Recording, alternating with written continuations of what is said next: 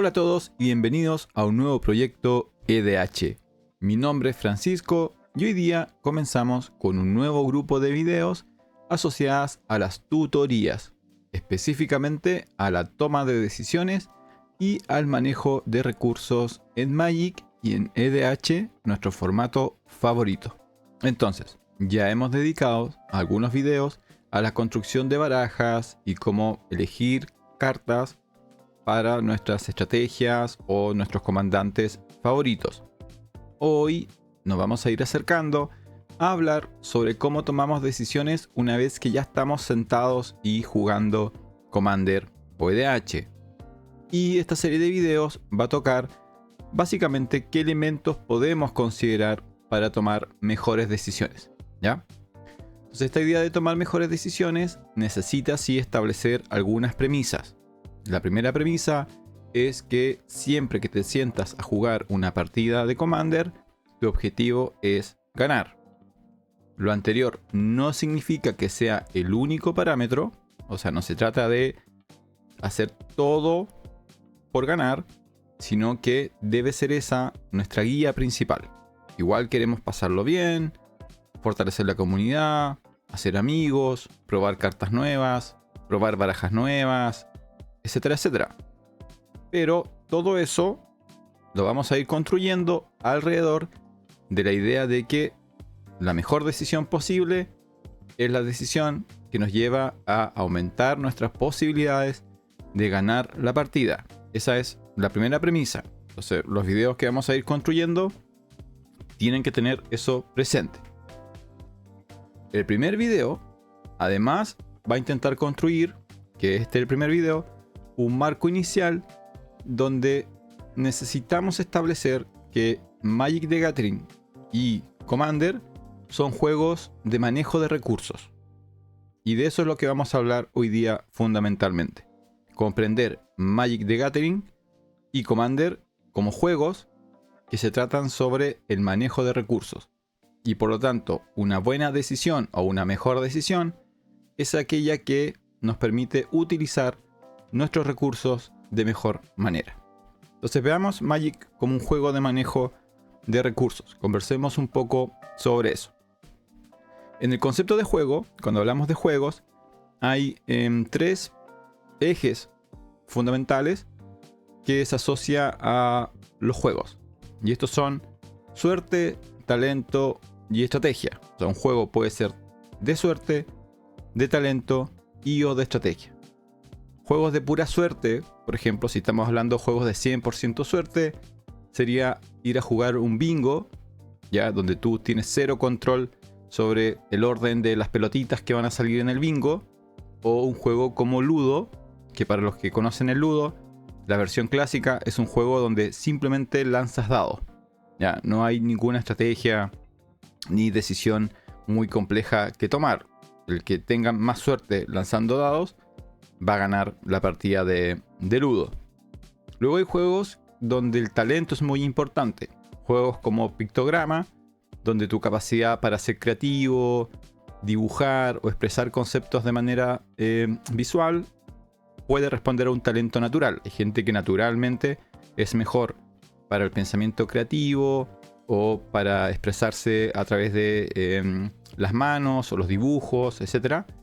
Y después hay juegos que tienen que ver con atletismo, donde también hay talento, ¿no? Hay niños o personas que naturalmente van a ser más coordinados y van a jugar o van a ser mejores para jugar en general cualquier actividad física que tenga que ver con coordinación, por ejemplo, ojo-mano. Eso puede ser un talento. Y luego están los juegos estratégicos, que son los que fundamentalmente tienen que ver con la toma de decisiones y con el manejo de recursos. Ya, juegos como Terraforming Mars o juegos como Carcassonne, que en los últimos años se han vuelto extremadamente populares, especialmente post pandemia. Mucha gente empezó a introducirse al mundo de los juegos de mesa. Bueno, los juegos de mesa, los más modernos, son fundamentalmente juegos de estrategia, de toma de decisiones y manejo de recursos. Muchos juegos no son 100% de una categoría, sino que son dominantemente de una categoría y luego introducen elementos de los otros, ¿ya? Entonces la mayoría de los juegos de mesa modernos son juegos de estrategia que integran algún elemento de suerte o integran algún elemento de talento o habilidad natural. Entonces, ¿dónde se posiciona Magic en ese sentido? Obviamente Magic es un juego que dominantemente es de estrategia.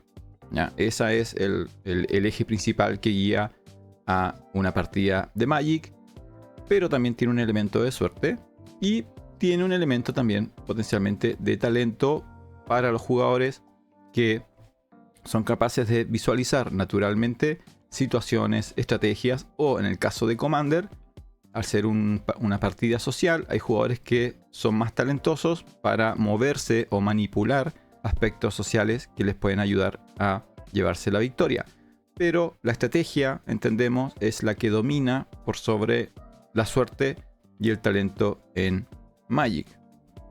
Entonces, si tuviéramos que hacer una descripción del juego, podríamos decir que Magic, ¿cierto?, es un juego, es una estructura que presenta reglas y limitaciones simétricas para cada jugador. O sea, cada jugador se ubica en exactamente las mismas condiciones.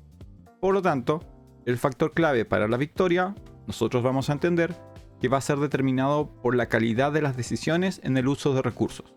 Entonces, por eso estamos haciendo esta serie de videos, y no hay videos que se llamen cómo ser más suertudo en Magic, sino que la mayoría de los videos dedicados a cómo mejorar en Magic y cómo mejorar en Commander o en cualquier formato van por la toma de decisiones. ¿Ya? Porque entendemos que en igualdad de condiciones, el factor que va a determinar quién gana y quién pierde no va a ser la suerte, no va a ser el talento, sino va a ser la calidad en la toma de decisiones. Entonces, esta serie de videos va a ir enfocado a cómo podemos ir mejorando esa toma de decisiones. Ahora, hablemos un poco específicamente del concepto de recursos en Magic. Entonces, en Magic vamos a entender recursos como todo elemento a nuestra disposición que podemos usar para lograr nuestro objetivo. En Magic reconoceremos como recursos principalmente las cartas, y ahí vamos a estar hablando siempre de las cartas en la baraja, las cartas en la mano, las cartas en el campo de batalla y las cartas en el cementerio. Vamos a mantener esto simple. Obviamente alguien está diciendo también puedes tener cartas en el exilio. Por ahora vamos a mantener esto lo más simple posible, como si fuera el librito con el cual tú aprendes a jugar Magic. El otro recurso al cual tenemos acceso y podemos usar, la vida, cuya función fundamental es que indica la derrota y la victoria, ¿cierto? Normalmente, quien gana y quien pierde está determinado por la vida. El maná, que es recursos que nos permite jugar cartas y habilidades. Y el tiempo. Y como tiempo vamos a entender que son los momentos en los cuales podemos actuar. ¿Ya? Entonces, a través de la estructura de un turno normal, hay momentos donde podemos hacer cosas y momentos donde no podemos hacer cosas. Eso es un recurso, ¿ya? Porque nosotros tomamos decisiones sobre ese tiempo. ¿Cuándo jugamos las cartas? ¿Cómo jugamos las cartas?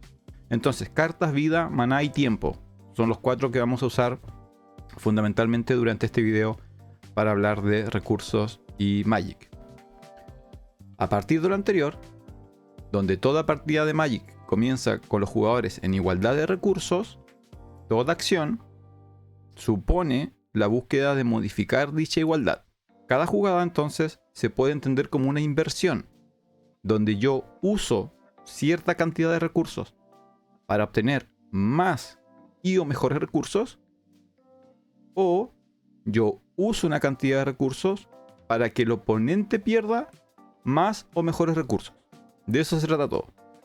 Ahora, ¿cómo evaluamos este proceso de cambio, ganancia y pérdida de recursos? Veámoslos. Entonces partamos con un ejemplo.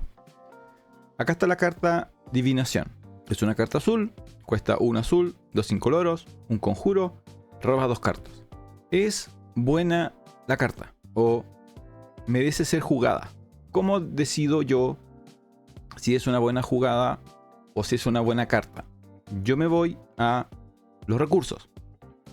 Entonces, yo entiendo que al jugar a Divinación yo pierdo una carta, ¿cierto? Pierdo acceso, las cartas se usan una sola vez, voy a jugar a Adivinación y Adivinación va a desaparecer de mi mano, pero a cambio yo voy a obtener 2 cartas nuevas.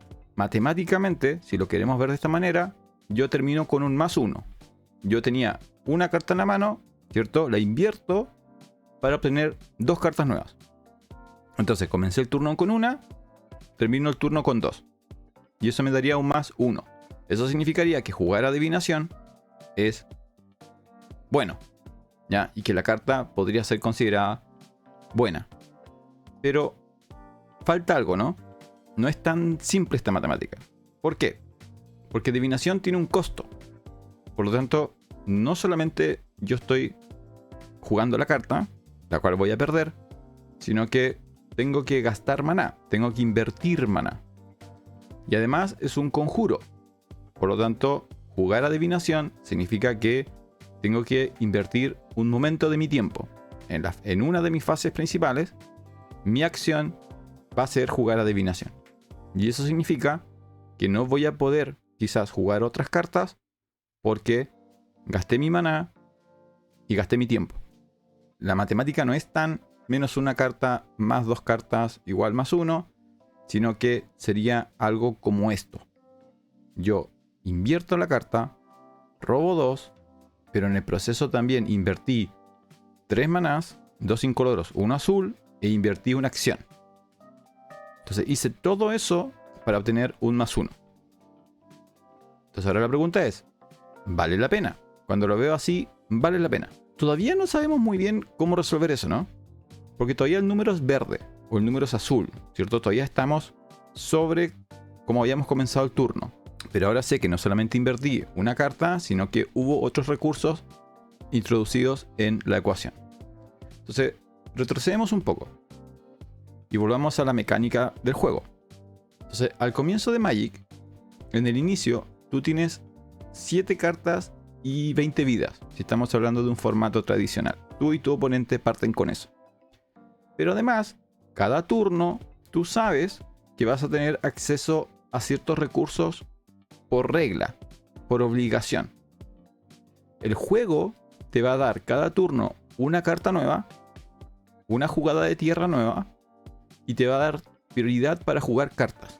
O sea, vas a tener más tiempo para jugar más cartas en tu próximo turno. Y además, una vez que tengamos cartas en juego, sabemos que esas cartas se van a enderezar, como son las tierras. Y además, sabemos que cada turno vamos a poder atacar a nuestros oponentes.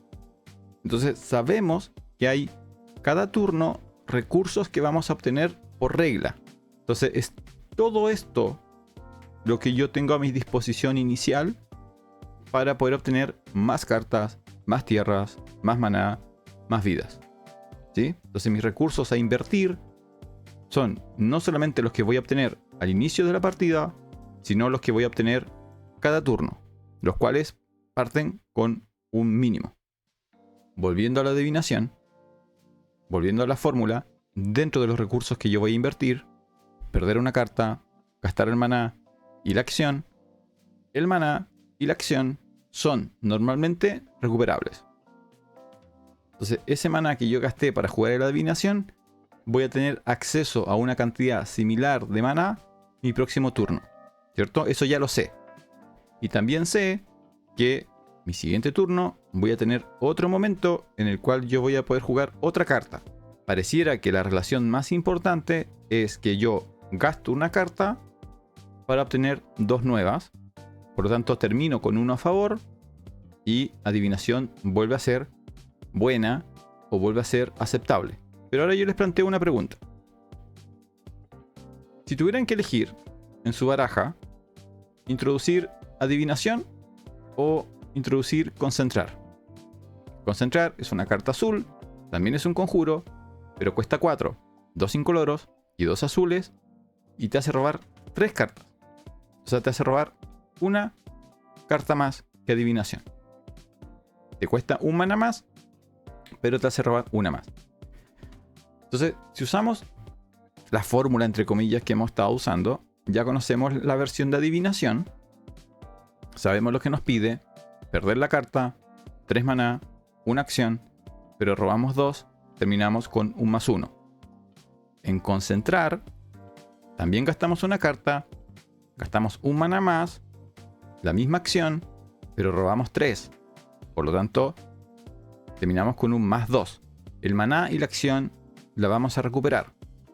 Por lo tanto, en este punto uno podría plantear que concentrar es mejor que adivinación. Pero la mayoría de ustedes que me está escuchando debe al menos sentir que hay algo mal. Ahora, ¿qué es lo que está sucediendo? Lo que sucede es que el proceso de intercambio de recursos se espera a que progresivamente aumente a través de los turnos. Por lo tanto, cada turno no es igual y cada momento no es igual. A más turnos jugados, más recursos disponibles, a más alta la inversión, más alta la recompensa. Entonces la curva respecto a qué es lo que yo hago cada turno y qué es lo que espero de vuelta cada turno va en aumento. El problema de concentrar es que para el turno 4, porque cuesta 4 maná, la obtención de un teórico +2 no es suficiente. ¿Sí? No parece suficiente. Entonces, aunque adivinar sea un +1, ese +1 parece para el turno 3 mejor que el +2 del concentrar para el turno 4. Ahora, ¿cómo definimos esto? ¿O es solamente instintivo? Bueno, resulta que sí existen criterios para la evaluación de esa generación de recursos. O sea, sí existe en el mismo juego pistas o parámetros que nos permiten decir si algo está bien, si algo está mal, si algo se siente bien o si algo se siente mal. En el caso de cartas como adivinar y concentrar, los parámetros o los puntos guías es la comparación con otras cartas. Nosotros tenemos como antecedente qué es lo que obtenemos por cada punto de maná gastado. Veámoslo con un ejemplo. Están viendo ahora 3 cartas: Preordenar, Serum Visions y Ponder. Son 3 cartas azules, las 3 son conjuros, las 3 cuestan 1 azul. Como existen estas cartas, nosotros decimos, ya sé lo que quiero cuando gasto un maná azul, cuántas cartas quiero robar. Y las respuestas que nos da Preordenar, Serum Vision y Ponder es que cuando pagas un maná azul por un conjuro que te hace robar, al menos te debe hacer robar una carta. Además de otro efecto. Entonces, Preordenar te permite adivinar por 2. Serum Vision también, pero después de robar la carta. Y Ponder te permite ordenar el tope de tu biblioteca.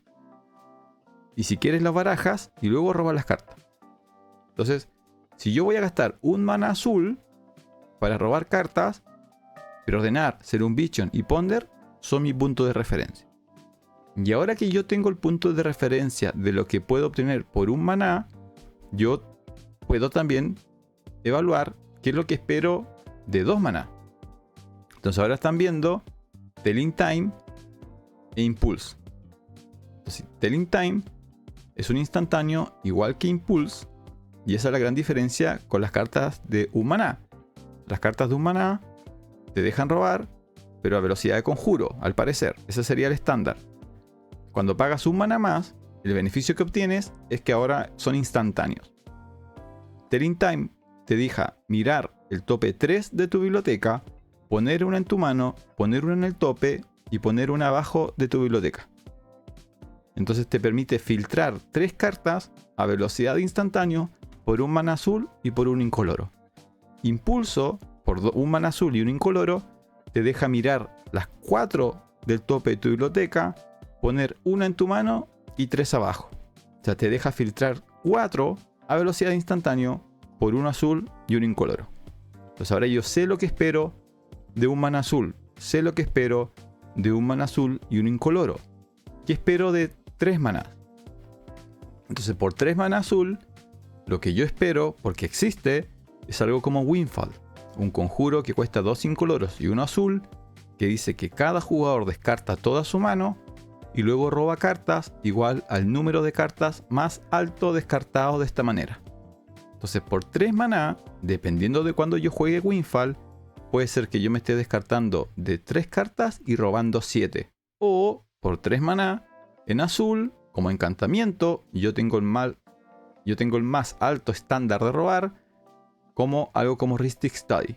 Sé que esperar por 1, sé que esperar por 2, sé que esperar por 3.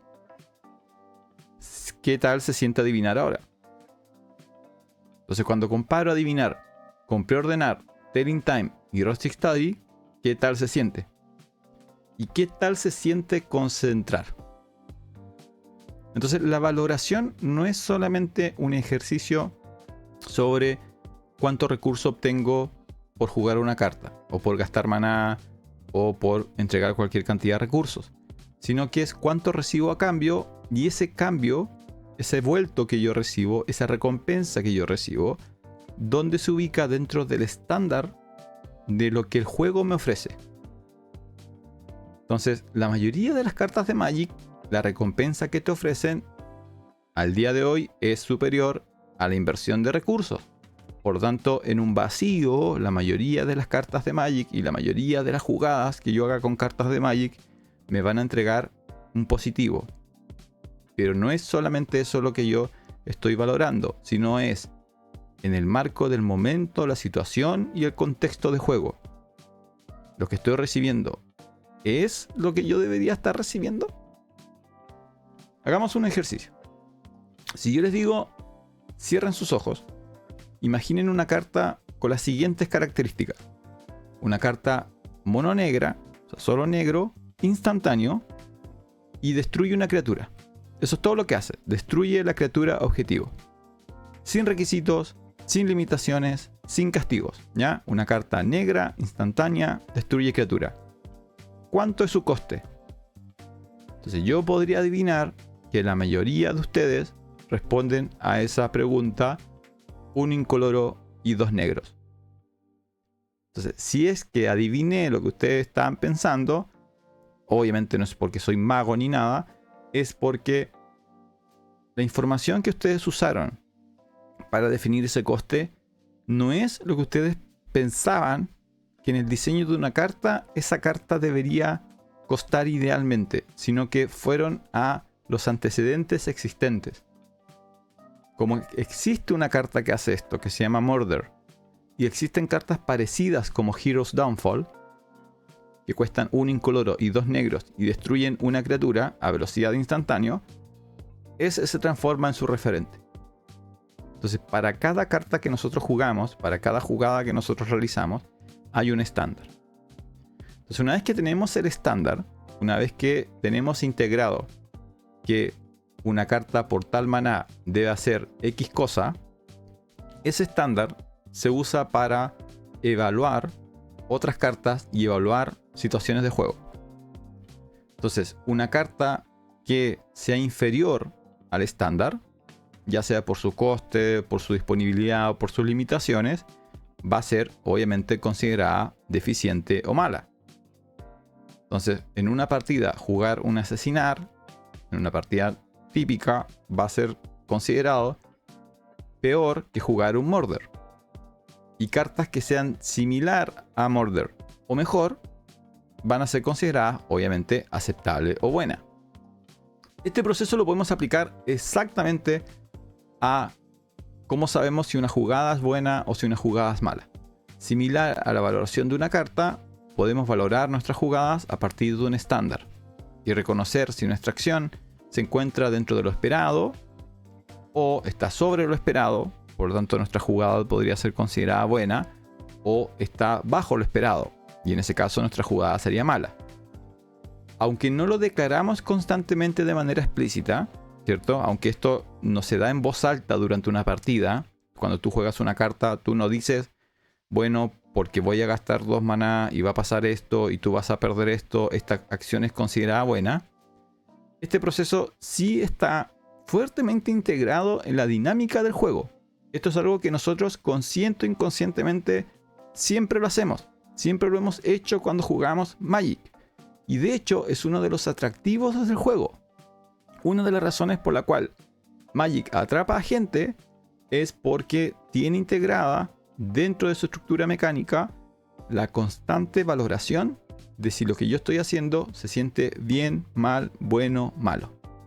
Y cómo mis recursos pueden superar a los de mis oponentes, etcétera, etcétera. Ejemplo de esto, vamos a ver 3 ejemplos. Y espero a través de estos ejemplos representar experiencias que muchos jugadores tuvieron al momento de conocer el juego o sus primeras partidas. Entonces imaginen que tenemos 2 jugadores, ¿ya? 1 contra 1. Primera vez que esos jugadores se sientan, quizá con barajas que compraron, ¿cierto? Recientemente en su tienda. Empieza la partida, y uno de los jugadores juega un Gigantosaurus, que es una 10-10 que cuesta 5 maná verde. ¿Ya? El jugador se siente bien porque por 5 maná tener una 10-10 está sobre la escala. Por eso le gusta la carta, por eso él entiende que es rara, por eso la incluye en su baraja. Porque por 5 maná, o sea, en su turno 5, él puede jugar una 10-10. Y hay pocas otras criaturas que por 5 maná pueden detener o bloquear efectivamente al Gigantosaurus. Por tanto, aunque él se dé o no se dé cuenta, lo que él está haciendo es intentar invertir su maná de la manera más productiva posible.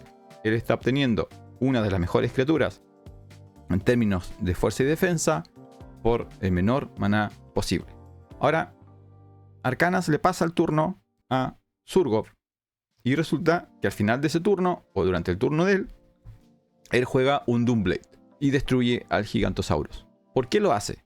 Y no solamente porque lo hace, sino porque se siente bien. Porque cuando aprendimos a jugar el juego, ¿por qué se sentía tan bien jugar un Doomblade o un Terror o un Murder sobre una criatura muy grande? Porque lo entendiéramos o no, lo que estaba pasando era que estábamos usando una carta de mucho menor coste para eliminar una carta que considerábamos peligrosa o poderosa. El jugador que jugó el Gigantosaurus invirtió seguramente todo su turno principal. De hecho, seguramente invirtió todo su turno para jugar al dinosaurio. Bajó la quinta tierra, giró todas sus tierras, jugó su 10-10. Yo, al final de su turno, solamente gastando uno negro y uno incoloro, lo destruyo. Ahora, matemáticamente, él perdió una carta y yo perdí una carta, pero él invirtió mucho más.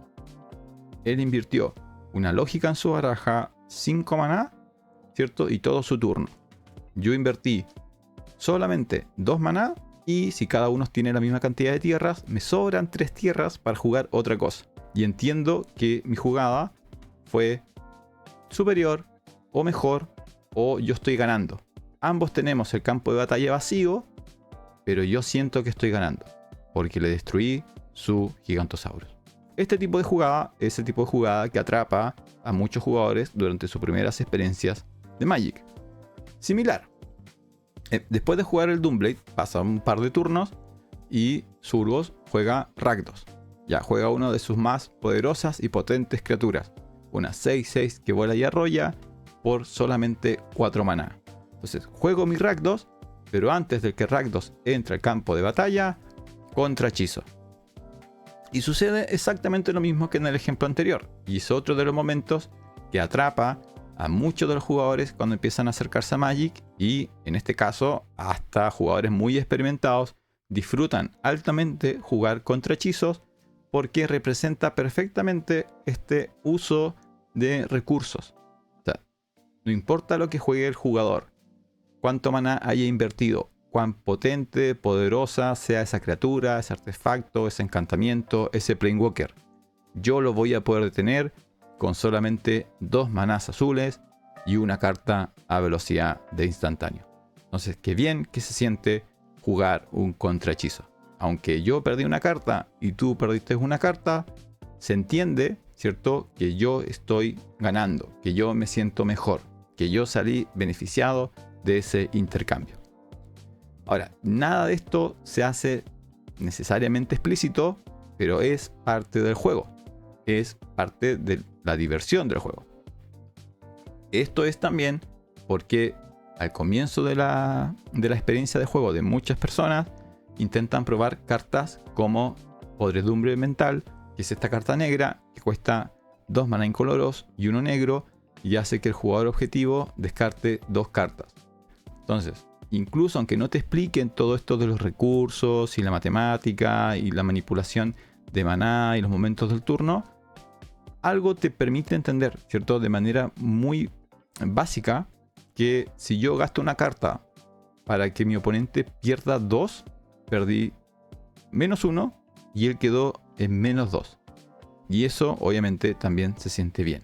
Con el tiempo descubro que hay mejores opciones, o que descartar la mano del oponente no necesariamente tiene el efecto que yo puedo pensar que tiene. Pero la carta atrae a muchos jugadores novatos porque es muy fácil de comprender dónde está su ventaja. Entonces, cuando me siento a jugar una partida de Magic, lo que en realidad está pasando es que cada jugador está intentando usar sus recursos ya existentes para aumentar los que él tiene y atacar, disminuir, limitar los recursos del oponente. Y viceversa. Cada jugador de Magic está intentando hacer en ese sentido exactamente lo mismo.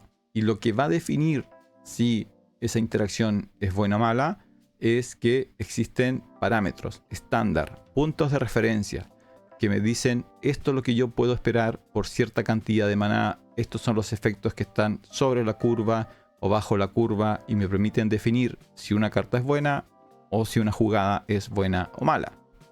Todo esto porque al final lo que entendemos es que el que tenga ventaja en recursos va a tener más opciones. Si tú tienes muchas vidas, muchas cartas, mucho maná y mucho tiempo, vas a poder hacer muchas más jugadas y vas a poder ser más flexible, responder mejor, tener más opciones. Y al tener más opciones durante una partida, voy a poder aumentar el porcentaje de posibilidad de que gane. Y eso es todo lo que es una partida de Magic. Veamos ejemplos. Esta es la razón por la cual durante mucho tiempo uno de los barajas más populares de Magic fue la conocida como Suicide Black, o la baraja negro suicida, que era una baraja que usaba muchas cartas que te quitaban recursos a ti. Cartas como el Carnófago, que es una criatura 2/2 que cuesta un solo maná negro, pero que durante tu mantenimiento tú pierdes una vida o girabas al Carnófago. Entonces el Carnófago te quitaba vida a ti, pero lo que te ofrecía era que, porque tenía 2 de fuerza, podía atacar muy rápido y posiblemente quitarle la vida más rápido al oponente. Cartas como Contagio, que era un instantáneo negro que costaba 5, 3 incoloros y 2 negros, y que podías distribuir 2 contadores -2, -1 a hasta 2 criaturas objetivos. La ventaja que tenía es que tenía un coste alternativo, donde podías pagar una vida y remover una carta negra de tu mano para jugar Contagio sin pagar su coste de maná. Entonces, si no querías pagar el maná, porque era mucho 5 maná negro, podías exiliar una carta y perder una vida y jugabas Contagio gratis, abriendo camino, por ejemplo, al Carnófago. Y la joya de esta estrategia durante mucho tiempo fue la carta Phyrexian Negator, que es una criatura 5/5 por 3, 2 incoloros, 2 negros, que era un horror pirexiano, tenía arrollar, pero que cuando se le hacía daño, por cada punto de daño que se le hiciera al negador, tú tenías que sacrificar un permanente. Volvemos a la tabla. Entonces, un jugador que esté jugando cartas negras del enfoque suicida, lo que está dispuesto a hacer es él, por su cuenta, invertir sus vidas y sus cartas para atacar fundamentalmente el recurso de vida y de tiempo del oponente. La baraja suicida negra funcionaba, la vida del oponente bajaba muy rápido y eso hacía que el oponente tuviera menos turnos para jugar y esos espacios que él pensaba que los cuales iba a poder invertir sus cartas y su maná ya no está. Entonces, por muy poderosas que sean las cartas del oponente, si no tiene tiempo para jugarlas, no valen nada. Otro ejemplo, digamos que quieres jugar control. Cartas como Gran Árbiter Agustín el IV, que es una leyenda, 2 incoloros, 1 blanco, 1 azul, 2/3, que dice que los hechizos blancos que tú juegues cuestan 1 menos, los hechizos azules que tú juegues cuestan 1 menos, y los hechizos que tus oponentes jueguen cuestan 1 más. ¿Ya? Entonces le aplican un impuesto a los hechizos del oponente. Cartas como Ghostly Prison, que es un encantamiento blanco, que dice que las criaturas no te pueden atacar a menos que su controlador pague 2 manas incoloros por cada carta atacándote a ti. y cuesta 2 incoloros y 1 blanco. Y de nuevo, la joya de este tipo de efectos Control Stacks, que es Winter Orb, que es un artefacto que cuesta 2 incoloros y que dice que los jugadores no pueden enderezar más de una tierra durante su fase de enderezar. Entonces limita el acceso al maná. Este enfoque control a lo que apunta es que si yo soy el jugador control que juega cartas como Gran Agustín, Ghostly Prison y Winter Orb, yo seguramente voy a invertir mis cartas y mi vida en los primeros turnos de la partida. No voy a defender al comienzo, no voy a bloquear al comienzo, porque voy a estar construyendo una presencia de mesa enfocada en atacar el acceso de mi oponente a las cartas, al maná y al tiempo. Entonces, mis cartas, como el Agustino, que aplican impuestos, hace que el maná de mi oponente sea menos eficiente. Como juego Ghostly Prison, las criaturas que él juega se vuelven menos eficientes porque no puede atacar. Y si juego Winter Orb, sus tierras son menos eficientes, por lo tanto tiene menos maná, y con menos maná juega menos cartas, y eso hace que su tiempo, que él pensaba que iba a poder jugar un hechizo cada turno, 2 hechizos cada turno, eso ya no va a poder ser. Hay turnos donde no va a poder jugar nada, y lo único que va a poder hacer es enderezar una tierra. ¿Qué es lo que la baraja control o stacks no se preocupa mucho? La vida del oponente. No le importa la vida del oponente, porque inevitablemente él va a ir manteniendo sus cartas, su maná y su tiempo, y va a llegar el momento en el cual él, ya en total control de la situación, va a atacar la vida de su oponente. Pero mientras tanto, no lo voy a dejar jugar cartas, voy a hacer que su maná sea súper incómodo y voy a hacer que pierda mucho tiempo. Entonces, esa es la típica baraja control. Veamos un tercer ejemplo. Otra forma de jugar se conoce como midrange. Una de las barajas más famosas midrange era la conocida como June, que es la combinación de colores negro, verde y rojo. ¿Qué cartas son consideradas como midrange? Fundamentalmente tiene que ver con la idea de que cada carta representa una múltiple ganancia de recursos para ti. Básicamente es eso. O sea, cada carta que tú juegas lleva la balanza inmediatamente a tu favor. ¿Ya? Todas tus cartas te dan 2 o 3 beneficios. Cartas como Dark Confidant, que es un 2-1, una criatura icónica de Magic, por un maná incoloro y uno negro. Dice que al comienzo de tu mantenimiento revelas el tope de tu biblioteca y pones esa carta en tu mano. Y tú pierdes vida igual al coste de esa carta que robaste. Entonces en este caso tú pierdes vida, pero robas carta. Entonces estás valorando ganar la carta por sobre la pérdida de esa vida. Y como el Confidant es una criatura, esto va a suceder cada mantenimiento. Cada turno estás robando una carta más que tu oponente. El Trastuk es una criatura verde que cuesta 5, 4 incoloro, 1 verde, es una 5-3. Cuando entra al campo de batalla, tú ganas 5 vidas. Y cuando se va del campo de batalla, por ejemplo cuando muere, dejas una criatura ficha 3-3 en el campo de batalla. O sea, hace algo cuando ingresa, hace algo cuando muere, además de ser una 5-3 que puede atacar y bloquear. O sea, obtienes 3 beneficios por una sola carta. Y cartas como Rakdos Returns, que es un conjuro que cuesta 1 negro, 1 rojo y X, y hace X punto de daño a un oponente, y ese jugador descarta X cartas. Entonces, por una sola carta y una alta inversión de maná, el oponente pierde vida y pierdes cartas.